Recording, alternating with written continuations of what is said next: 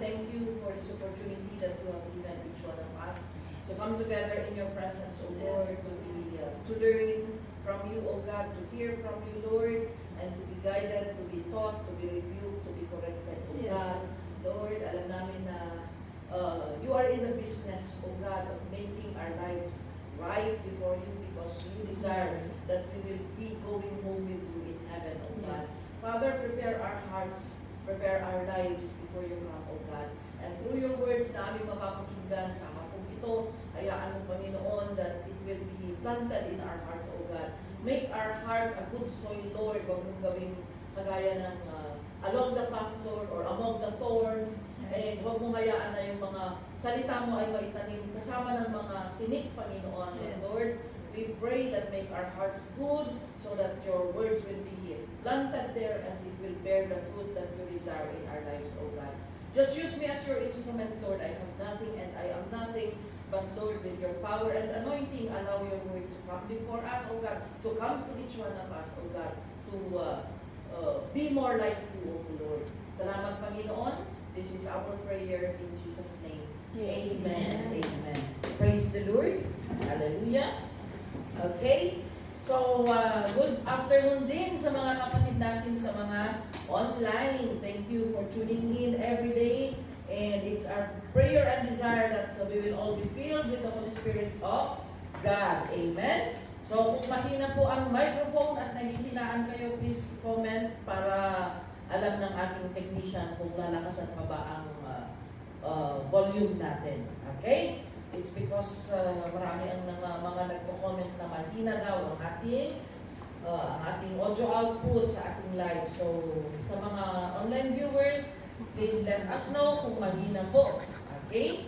So that we can adjust.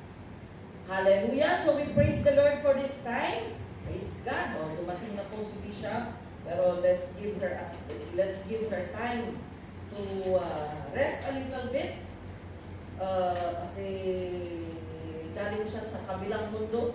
Ako ba? Hindi naman dalawang mundo.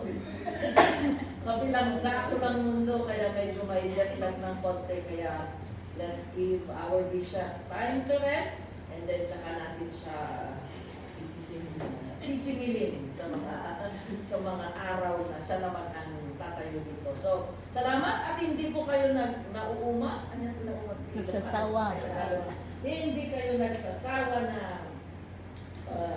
almost the same ang nasa harapan, because we know and we believe that kahit na same is meron at meron pa rin bagong itunuturo ang salita ng Panginoon. Di ba pinapalitan naman namin ang mga damit namin sa YA. Medyo naman iba ang itsura natin doon. Okay? So this afternoon, we are going to learn about the blessings in building the house of the Lord. Kailangan po maintindihan natin na sa ating pagsamba at pagpupuri po sa Diyos, hindi lamang po sa puso, hindi lang sa puso, kundi pati po sa gawa. And we need to learn and widen our understanding kung ano ba ang sakop ng pagsisisi sa Panginoon. Yung ano pa ba ang pwede natin gawin para mapapurihan ang ating Diyos. And I would like us to start with the history of Israel, na kung saan God asked Solomon to build the temple of God during his reign. Gusto sana ni David na siya yung gumawa ng temple of God. Kasi gusto niyang sambahin, gusto niyang papurihan ang ating Panginoon. But hindi siya ang pinili ng Panginoon para gumawa ng temple. It was his son Solomon. Okay? So kahit pala talagang God is in the business of directing his people. Sometimes we have this desire, pero kung hindi yun ang kagustuhan ng Panginoon, ay hindi niya rin ipapatupad. But then, merong mga tao na talagang pinili ang Diyos para sa ganun ay sila ang gumawa sa mga specific na mga task or trabaho na gagawin natin para sa ikapupuri po ng ating Panginoon. And so, King Solomon built the temple of God. But dahil sa, alam niyo kung babasahin niyo po ang Bible, you know, when I first read the Bible, kasi ako, kung magbabasa ako noon, kung saan pumapasok yung daliri ko. For example, di ba naka-close yung Bible mo? Naka-close yung Bible mo. Kung saan pumasok ang kamay ko, doon ako magsisimula. So babasahin ko yan. Tapos sa kinabukasan kung saan na naman papasok yung mga daliri ko, yun na naman ang babasahin ko. Ganun ang pagbabasa ko. Kasi akala ko ganun ang pagbabasa. You know, being young, you really do not know. Pero as you grow, makikita mo doon na ay meron palang sistema pa na mas maganda na gagawin natin. And so kung saan pumapasok ang kamay ko, and then nababasa ko doon that God had punished His people. O kaya, God poured out His wrath and many people died. Siyempre sa akin, apay ngay naman patayo ni Apo Diyos ng tao. Why is God killing His people? Why is God bringing disaster to His own people? Ang laking question mark sa akin noon yun. Na bakit ngay, akala ko ba God is good? Bakit ngay, nagagalit ang Panginoon at nasisira ang kanyang mga anak? So, question mark yun. But when I keep hearing and reading the Word of God, ay inumpisahan ko ang pagbabasa from Genesis hanggang Revelation. And so from there, nakita ko na, kaya pala nagagalit ang Panginoon and God is pouring out His wrath to His very own people. It's because of their hard-headedness, sa katigasan ng ulo nila. Kaya kung babasahin niyo, pati kayo maiinis. Kasi magkakasala, tapos kapag pinalo ng Panginoon, magre-repent, Lord, hindi na namin uulitin. Tapos babawiin ulit ng Panginoon yung punishment. Tapos afterwards, magkakasala na naman nila. Uulitin na naman nila yung kasalanan. Magre-repent na naman. Mauulitin. So it is a cycle of sinning and repenting, sinning, repenting, ganyan. Hanggang napapanish sila. Hanggang dahil sa paulit-ulit, tumitindi ang palo na nakukuha nila. O, ganun din naman tayo, bata tayo, di ba? Nung bata-bata ka pa at gumawa ka ng mali, mga konting tapik sa kamay. Pero nung paulit-ulit, ay malakas na tapik sa kamay. Nung paulit-ulit, ayan na yung walis tingting. Kung paulit-ulit pa rin, hindi ka pa rin nagtatanda, ayan na ang bell. Sa amin noon, dahil hindi pa silane ang lutuan namin, alam niyo yung kahoy ng banggato? Diba ginaganyan-ganyan yan para matuyo? Ay, pupunot yung tatay namin ng isa. Ganyan.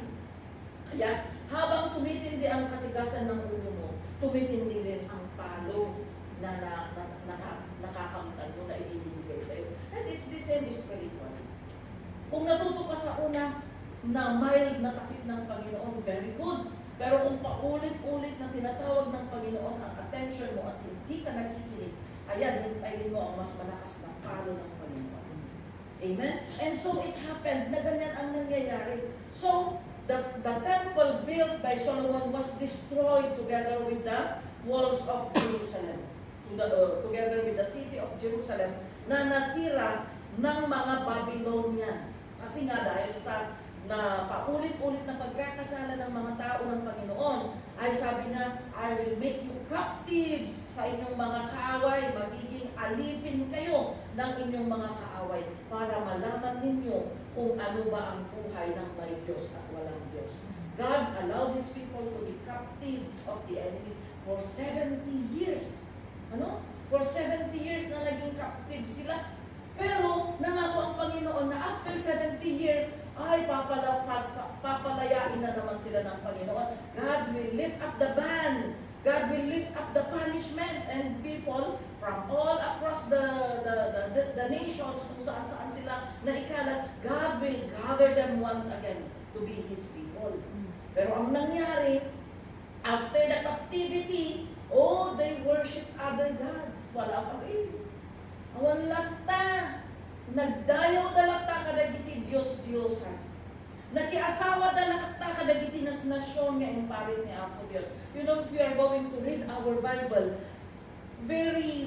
one of the major command ng Panginoon sa kanila is do not intermarry with the women of this land. Sabi niya, there's a specific land, Canaan, I think it's Canaan land, to the people of this land. Kasi, if you intermarry with them, since that you are my people, ako ang inyong Diyos, at kung kayo ay makikipag-asawa sa kanila, kanila. They will provoke you to worship their gods. Small g. They will provoke you to worship idols. Kaya hanggang ngayon yan pa rin ang bilin ng Panginoon to all the believers. Do not be yoked with the unbelievers. Kasi if you yoke with the unbelievers, yan, hindi mo nga masiputan, hindi mo mamamalayan. Yes, you may be Christian today. Yes, nabilog ka nga, agserserbihin ni Apo Diyos Tata. Pero if you disobey this command of God and you will not be careful, you will soon see yourself worshiping other gods. And it happened to many. Amen? Ang moment ibagbagami, ang mga amo, pastor, hati ka sa kabalan, single ka. Ang moment! Kabutin man, nagsanit ka na kami. Maraming mga people who come to cry to us na, Kasto, nagulutibiyag ko. Magbabawi naman yung awanan na ipalitan.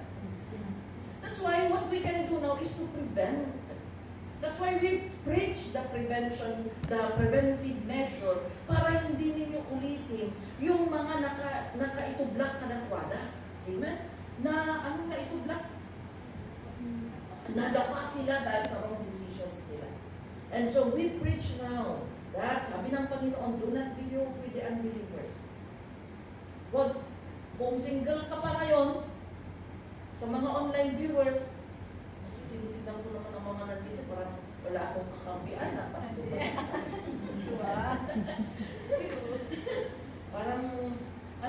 meron ka pala doon, So kung single pa tayo ngayon, at may bala kang mag-asawa, pray. Pray. The principle of marriage in free believers is the principle of marriage in the Old Testament during the time of Adam and Eve. The only preaching about marriage that I have heard from the bishop from Bishop Moses, is kung paano dinala ng Panginoon si Eve kay Adam. God put Adam to sleep when He created Eve. Para walang choice si Adam, para wala siyang suggestion. Kasi kung gising siya, baka ko na Lord, degenerate na tayo, dapat napudaw, dapat yung mga mata mapupungay, dapat ganito, dapat ganito. Marami na naman siyang suggestion, kasi ganun ang tao. Amen? But God put him in a deep sleep para wala siyang input sa pagkakalikha ni Eve. And God made Eve out of his rib. At when it was done, nung nagawa na si Eve, hindi sinabi ni Lord kay Eve na, o sige, mag-makeup ka, tapos pumunta ka sa dating site at hanapin mo si Adam doon. Hindi naman niya sinabi. O kaya mag-lipstick ka at magpakita ka kay Adam. It was God who brought Eve to Adam. And in the first place, it was God who saw the need of Adam for a helper. Diba? Kung babasahin po ninyo yung Bible, sabi, busy si Adam na tending to the job description niya na to work it and to take care of the garden of God. Pero sabi niya doon, God saw the need of the man, of a helper. Hindi si Adam ang nag-request na, God, ikanda ko at ika-partner. Hanggang iso natin naman nag-request. It was God who saw his need of a helper. Kaya kung hindi tayo binibigyan ng helper ng Panginoon, it's because hindi natin kailangan. Simple. Amen. That's it. Tibiyag. So, manuawan tititid niya po, Diyos, kaputahan tayo nga kasagulan. Kasi kung baka ipagpilitan mo, baka ubusin pa ang ngipin mo. Okay? So, maraming naubos ang ngipin dahil sa maling desisyon. Okay? So, ganyan po, they intermarried with the women of God na ipinagbabawal ng Panginoon. Inulit nila pa rin yung kanilang mga pagkakasala. And so, they were taken into captivity by the Babylonians, but God brought them back again. Pero nung bumalik na sila, naiba na yung kanilang priority. They build their own houses, they build their own lives, and they have neglected the house of the Lord or the temple of God. Yan ang challenge ni Haggai sa mga tao na nagbabalik sa lugar nila. Kasi nga, tapos na ang captivity. Pero ang nangyari, if you are going to read Haggai, nakita na nagbalik na sila sa kanilang lupain. Nag-concentrate na sila sa kanilang mga buhay at they have neglected the house of the Lord. Kaya sabi ng Panginoon in Haggai chapter 1, let's read in chapter 1 verse 3 to 4. Ano ang sabi niya dyan? Haggai chapter 1. Then the word of the Lord came through the prophet Haggai. Kasi nakita ng Panginoon, dagito nga tao, di magtanbiyag dal ti sinimpada. Anong sabi ng Panginoon kay Prophet Haggai? Is it a time for you yourselves to be living in your paneled houses while this house remains a ruin? Bakit ito ba ang panahon para kayo ay nakahilata sa inyong mga nagagandahang mga bahay habang ang bahay ng Panginoon ay nananatiling sira? Sabi ng Panginoon. And in verse 5, now this is what the Lord Almighty says. Give careful thought to your ways, sabi niya sa mga tao, sa mga Israelite. Pag-isipan ninyo ang inyong ginagawa. Nag-i-enjoy kayo sa inyong mga buhay, pero yung bahay ng Panginoon ay nakatiwangwang, walang bintana, walang pintuan, wala. It is ruined. Hindi pa rin nabibuild up. Pero kayo, ayan, nag-i-enjoy na kayo sa inyong mga mansyon, mga nagagandahang mga bahay. Pag-isipan ninyong mabuti, sabi ng Panginoon. And in the next verse, you have planted much, ito yung consequence. Ito yung curse na hindi nila namamalayan, that because they have ignored and they have neglected the house of the Lord, hindi nila namamalayan that although they are living in big houses, but they are living in curse. They are living in the curse of God. Nasabi niya dyan, you have planted much, but have harvested little. Hindi niyo ba napapansin, nagtanim kayo ng marami, pero kukunti lang ang inyong inani? Kumain kayo, pero hindi kayo nabusog. You drink, but never have your fill. Hindi na upan, di jay uwaw yun. Uminom kayo ng tubig, pero hindi na-satisfy yung inyong desire. Okay? You put on clothes, but you are not warm. Nagdadamit kayo, nagsusuot kayo ng mga nagagandahang mga kasuotan, but you are not warm. Hindi sapat para to give you the comfort. You earn wages, nagsasahod kayo, only to put them in a purse with holes in it. Nagsasahod kayo, pero may butas ang inyong mga pitaka. Ano pa? Next verse, please. Verse 7. This is what the Lord Almighty says. Give careful thought to your ways. Inulit naman, panunutin nyo, pag-isipan ninyo mabuti. Ano ba ang gusto iparating ng Panginoon sa mga binasa natin?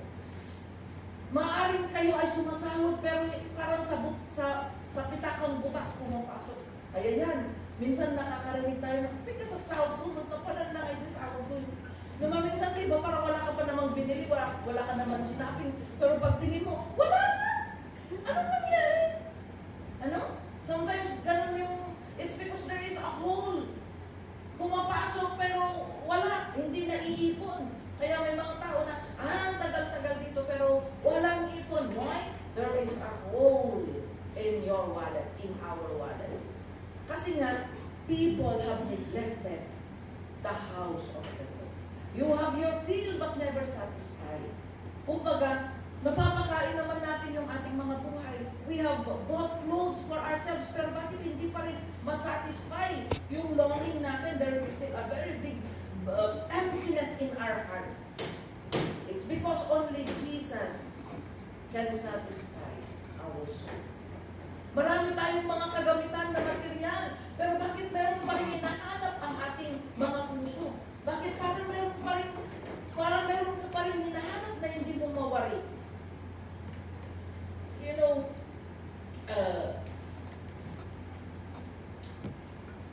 when I came here in Hong Kong, I was never proud to be a domestic helper. Sino kayo domestic helper na proud, you know? when I finished my school, for 5 years na nag-aaral po ako. Nag-aaral ako for 5 years. Ang mahal ko ng kurso na kinuha ko. That's why naisanla ko, naibenta ang mga mana ng aking mga magulang only for me to finish my studies. But when I finished my studies, God brought me here in Hong Kong. So frustrated ang father ko actually kasi parang pinag-aral ka namin ng mataas na klase ng edukasyon and then magkakatulong ka lang pala. Eh di kung sa isip ko naman, kung alam ko lang na magkakatulong ako, nag-dressmaking na lang ako, diba? O kaya anong tawag, yung mga short courses na yun, hindi yung mahal na course. Kasi pati ako frustrated din kung bakit ako naging katulong.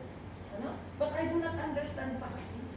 But I know that God is giving me already that understanding because when I was an unbeliever, ang akala ko na achievement or ang akala ko na fulfillment ng buhay is for you to have an achievement in the school. Kaya sabi ko sa sarili ko, na makita ko lang ang sarili ko na nagmamarcha sa entablado na yan, buo na ako. So God dealt with what I know. Sabi niya, ay okay, Glenda, ipakita din ka kung ano ba talaga ang totoong buhay. And so to cut the story short, out of us na nag-graduate from college, ako lang po ang naging katulong. So hindi talaga ako proud yung mga classmate ko nasa Canada, nasa ospital, nagtatrabaho. Nasa Israel, nasa US, nagtatrabaho silang lahat with our course na pinag-aralan. So ako talaga yung naging katulong, kaya I never nga naging proud ako. Kaya hindi ako nagpapapicture na may mga Chinese, nung nauso ang Facebook at may mga nag-friend request, hindi ko ina-accept kasi ayaw ko na malaman nila na naging katulong ako. Kasi nga, ikinakahiya ko ang pagiging katulong ko. Although, I thank the Lord that I know Him. Pero, may pride pa rin. May pride pa rin, hindi ko maipagmalaki na kilala ko ang Panginoon kasi hindi ko matanggap na sa pamamaraan na naging katulong ako. And so, nung naging uso ang Facebook, hindi ko nire-receive ang mga friend request. Kung may nagsasabi, nasaan ka? Wala, dito lang sa out of the world. Ang umaamin na dati yung Hong Kong. So, may sarili akong multo na tinatakbo. But when I talk to a friend who is in Japan, sabi niya, Ganda, alam mo, napatay ko na yung bahay namin. Wow, sabi ko, wow, samantalang ako, hindi ko pa nalagdagan ng kahit isang pako ang bahay namin. Eh sa kanya, tapos na daw niya. Sabi niya, Ganda, alam mo, may $500,000 insurance na ako. Wow, wala pa nga akong SSS. Yun lang ang insurance na alam ko. Pero may $500,000 na siyang insurance. Tapos sabi niya, alam mo, ang sahod ko dito, 175,000 a month, sabi niya. Eh yung palit ng sahod during that time was, I think, 18,000 pesos. Gross. Eh, 18, kukuha ka pa doon ng allowance mo. Pag-offering mo pa, pag-tiles mo, sumano lang ay nabati, 10,000 pesos. Compared sa 175. So habang sinasabi niya yung mga achievement niya, nanliliit ako. Pero biglang sabi niya, yung apay mo yung nakaswipid yan, Ganda. Bakit mayroong butas sa buhay ko na hindi ko mahanap kung ano ang hinahanap ko? Sinabi niya, with all that achievement that he has, butas yung buhay niya. And doon naman nangusap ang Panginoon. Sabi niya, Glenda, katulong ka, ang liit ng sahod mo, pero buo ang buhay mo because of me. That was the turning point in my life. Na sabi ko, I should be proud that I have God. Na kahit nakatulong ako, dapat ipangalandakan ko pa rin na kilala ko ang Panginoon. Kasi pala kahit sumahod ka pala ng malaki, makapagpundar ka ng ang dami-daming mga material wealth, kung wala si Kristo sa buhay mo, butas ang buhay mo, wala si Kristo. And from that time on, hindi lukat active Facebook ko, accept ko amin, friend request, nagpa-picture, at kadagiti, at naging Chinese na. Nawaya-wayaan. Amen? I was delivered because naibalo that ijay pride and ego. Naibalo that na doon sa iniisip ko na ang bababa kong tao dahil naging katulong ako ko nila sa pero dahil doon na intindihan ko na ang pagkilala ko natin sa Panginoon, regardless of what our status here on earth, kung kilala natin si Kristo, mayaman tayo. Amen. Amen? Kasi kahit pala nasa atin na ang lahat ng kayamanan, kung wala ang Panginoon, bitas po ang buhay natin. Amen? Kaya yan ang gustong ipangaral ko ni Prophet Haggai sa mga tao. And so we challenge the people. Sabi niya, this is what the Lord Almighty says. Give careful thought to your ways. And in the next verse, sabi niya, go up into the mountains and bring down timber and build the house so that I may take pleasure in it and be honored, sabi ng Panginoon. And so yun ang binili ng Panginoon kay Haggai. Bilinin mo yung mga tao to start building the house of the Lord para malugod ang Panginoon at siya ay mapapurihan. Kasi you expected much but see, it turned out to be little. Akala nyo, yayaman kayo. Dahil mas inuuna ninyo ang mga buhay ninyo at mga trabaho ninyo, mas pinaprioritize ninyo na yumaman dito sa mundo ito. But then, you expected much, but you see, it turned out to be little. What you brought home, kung ano ang inuwi ninyo, ang mga ipinundan ninyo, I blew away.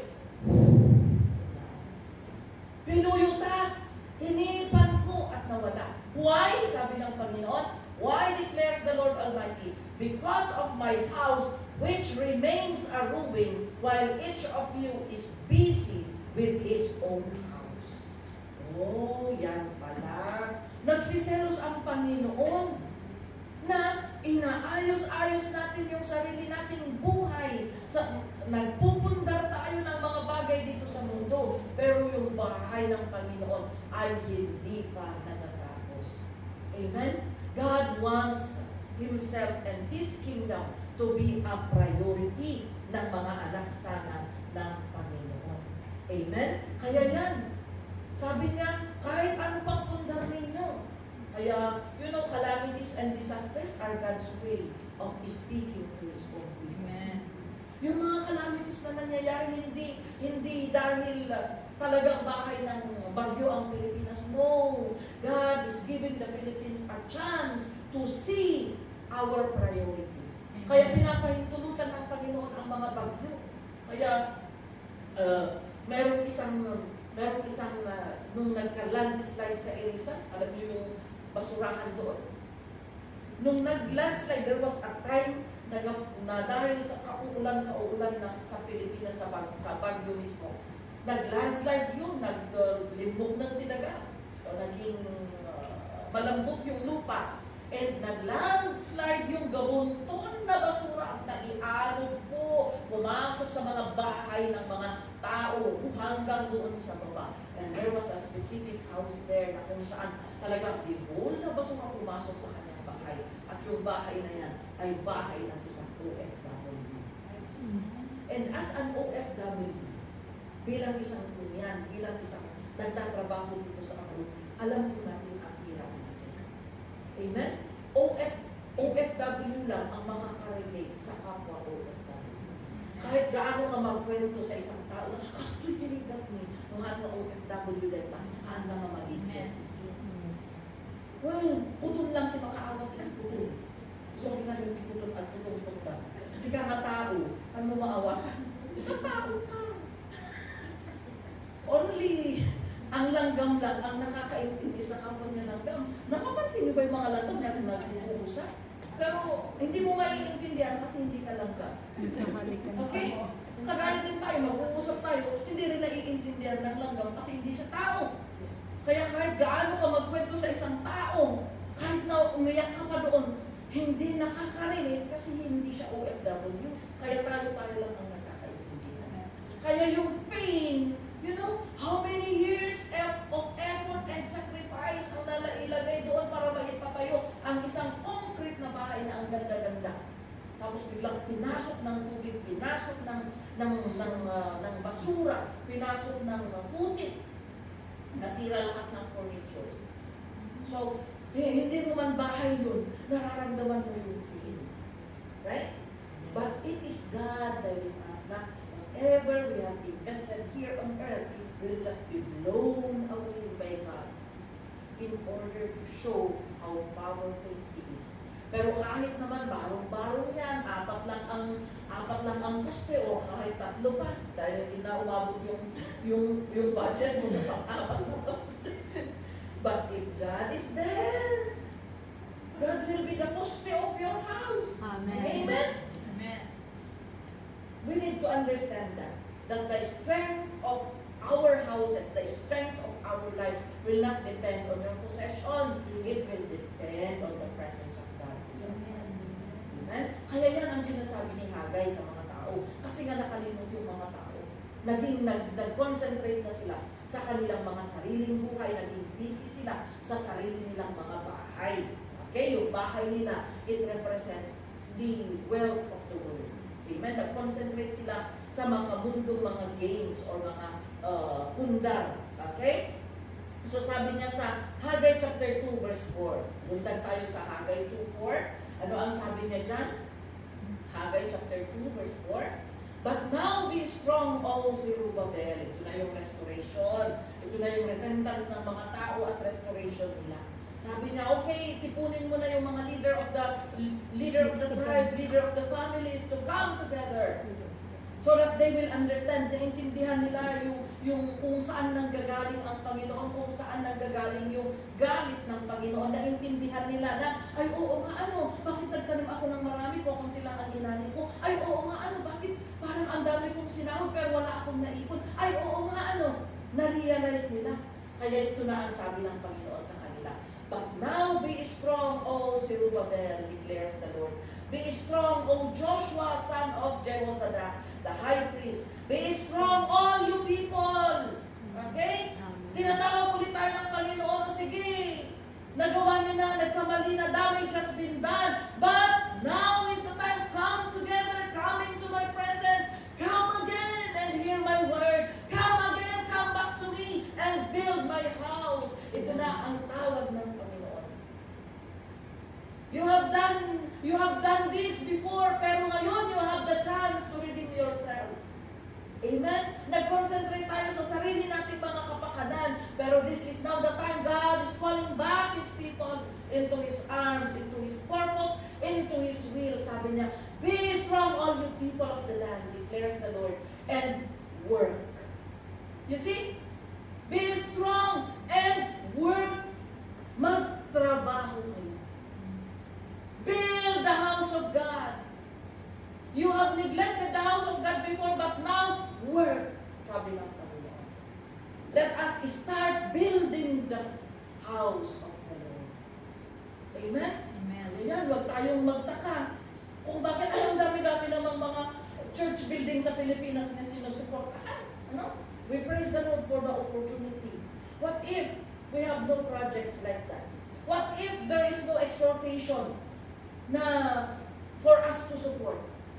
We will all be concentrated on our own money. We will eat all our money.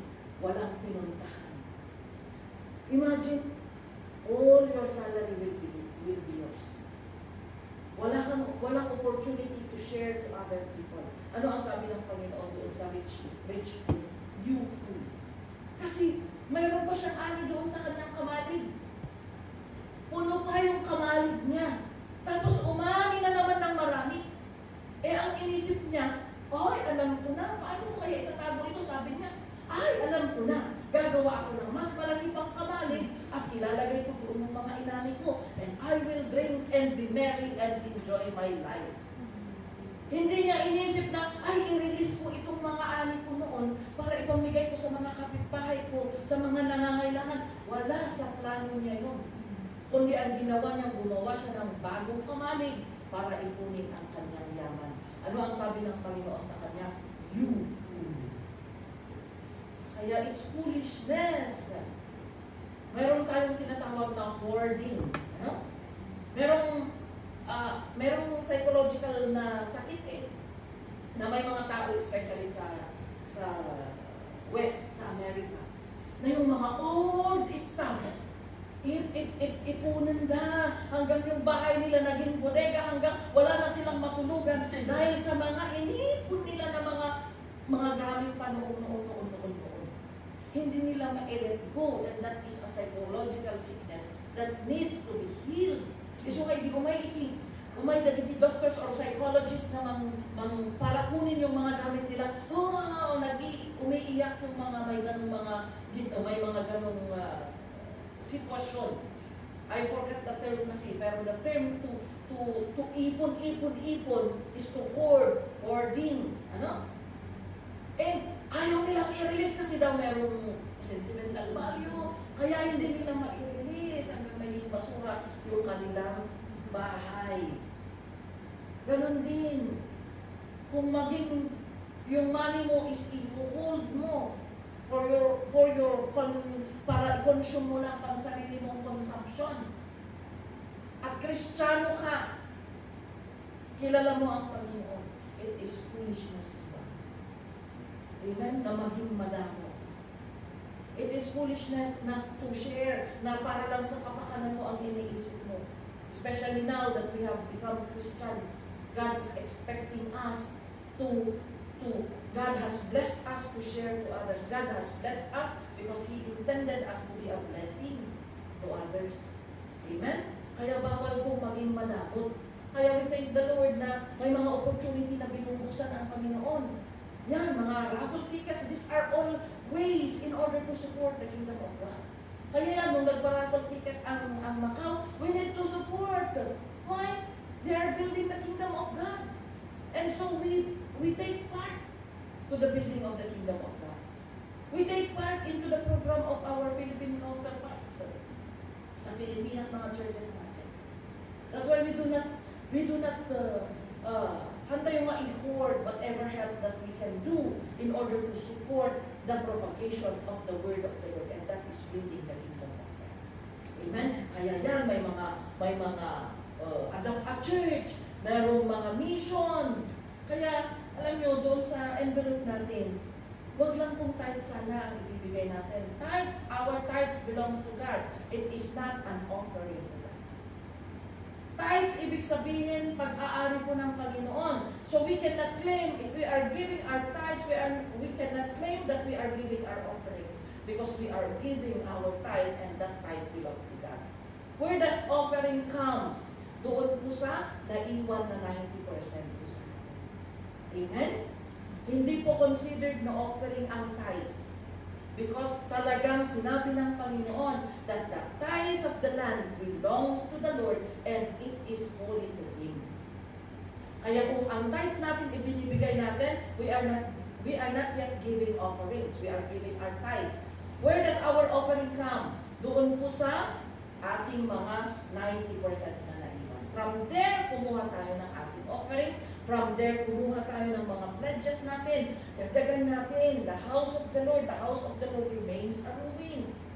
Amen? Kaya nakikipag-partake po tayo sa mga pledges natin sa Pilipinas. Sa mga rentals natin dito sa worship halls natin. Kaya kung hindi pa po tayo nagbibigay ng pledge natin for the worship hall, please, maki-build tayo iti house ni Apo Diyos dito yung Hong Kong. We are paying our buildings, hindi po sa atin ito, that's why we are paying rents. Amen? Hindi lamang po yung rental ng main worship hall natin, but we also have our outreaches. Amen? Kaya kung nakikinig po tayo, pati yung mga nasa online, who belong to the outreaches, at tithes lang po ang ating ibinibigay, now is the time to build the house of the Lord here in Hong Kong. Let's help the house of the Lord in the Philippines. Let's also help the house of the Lord here in Hong Kong dahil dito po tayo nag-church. Amen? Paano kung wala tayong worship hall dahil wala nang nag-pledge? Hindi sa SM na lang darot tayo. Alam niyo naman ang SM, silong ng mangga. Ang problema, wala namang mangga dito sa Hong Kong. Wala namang, merong mangga, pero walang wide space. Diyan pa lang ako. Probinsya kaya yung tipo mangga. Kung dito nga na may train, very accessible, tinatapat ang marami. Pupunta pa ba tayo doon sa silong ng mangga na malayo? Lalo nang walang mag-church. Diba? That's why Prophet Haggai is encouraging the people of God na magpatuloy, na magpagamit para mag-build po ang kingdom ng ating Panginoon. Mag-build ang house of the Lord. And it's the same mandate until today, mga kaibigan. Amen? So, manayunan nyo. DJ Taichio, adat ko na naijay nga rental for ay worship hall. Pledge for worship hall. Lagyan nyo yun. Meron tayong mission, meron tayong ano pa ang nandun sa mga 1/4 ninyo. Nayunan nyo, DJ. Lagyan ninyo. It's good to be part of the burden. Ano? We are a family. Alam nyo, sa isang bahay, may ambag-ambag. Ano? Kayong magkakapatid, nag-aambagan kayo kung ano ang kailangan ng pamilya. Amen? Ang problema, kung yung wala nang ambag, siya pa ang demanding sa ulam. Kahit ko ako fried chicken, kung nakatawa mo, pinintid na nga pa ang gatang ti fried chicken, mas ano pwede. Kahit ko ako, naka-aircon tayo, kag-pledge tayo, gano'n, atap mo masustain na kita aircon tayo into the summer. Diba? Yan, magtulungan po tayo mga kapatid. Because, aanin naman natin kung malaki ang i-remit natin, pero i-blow naman ng Panginoon. Pero kahit naman maliit ang i-remit natin, ay, imumultiply ng Panginoon. And you know, God will not command something that He will not reward you if you are going to obey. Kaya kung itutuloy natin sa verse 18, tignan niyo ang verse 18 and 19. May reward po ang obedience. Even the building of the house of the Lord, may reward yan sa Panginoon. Sabi niya, from this day on, from this 24th day of the 9th month, give careful thought to the day when the foundation of the Lord's temple was laid. Give careful thought. Pag-isipan ninyo, panunutin nyo manalain. Wala na. And in verse 19, is there yet any seed left in the barn? Until now, the vine and the fig tree, the pomegranate and the olive tree have not borne fruit. Pero sabi niya, from this day, if you will build my house, from this day on, I will bless. Kitaan nyo kanileta. Kuna na, uray mo awanti kaganti pagpagasan nyo. Kan awanti bunga ti fig tree yo. Awanti bunga iti nyaman nga imula yo. Or awan iti apitan nyo. Ngayon kuna na ijay, as long as you participate in the building of the house of the Lord, from this day on, I will bless you. Amen. Kuna na ijay. Dahil tati karin ni Apo Diyos kada iti ag-participate nga, tumulong nga mag-build iti balay ni Apo Diyos. Because when we build God's house, He promises to build ours. One, no patakdaran tayo ti balay ni Apo Diyos, patakdaran mo ni Apo Diyos ti balay niya. Because God knows, nakasapulang ti balay. Amen? Kaya amo ni Apo Diyos, alam ng Panginoon na kailangan natin ng bahay. If we are going to read Matthew chapter 6 verse, let's start with 29. Mag-29 na tayo para maumpisahan natin. Para maintindihan natin kung bakit kailangan i-prioritize natin ang pag-build ng kingdom ng Panginoon.